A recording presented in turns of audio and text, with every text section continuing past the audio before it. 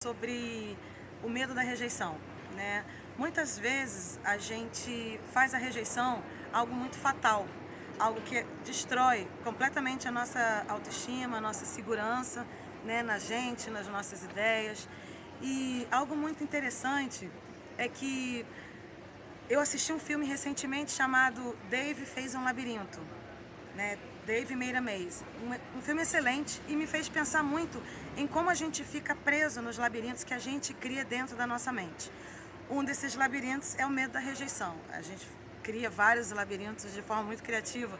Um deles é a culpa. A gente fica preso na culpa, preso no medo, preso na mágoa e preso no medo da rejeição. Então hoje eu vou falar sobre o medo da rejeição e como é que a gente pode superar esse medo.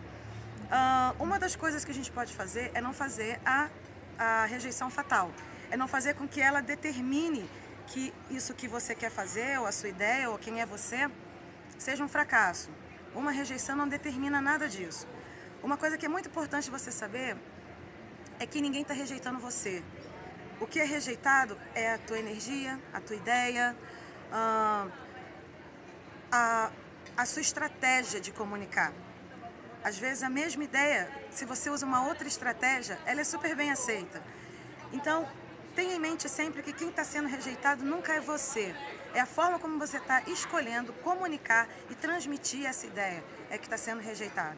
E que você tem infinitas possibilidades para poder escolher uma outra possibilidade. Então, essa é uma dica.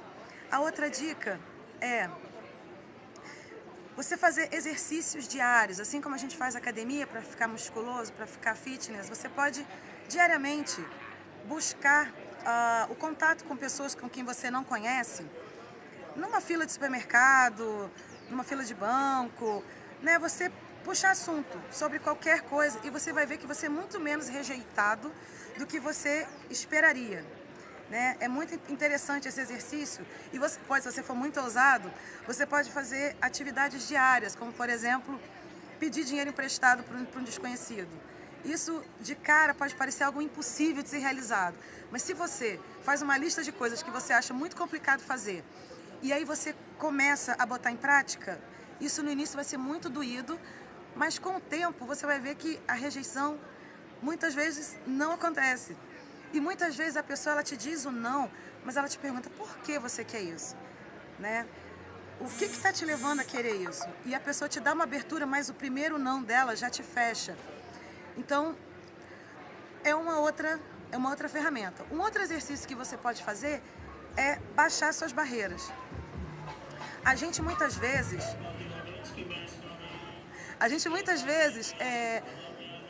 levanta muito as nossas barreiras e com medo de ser magoado, com medo de ser rejeitado, com medo do sofrimento.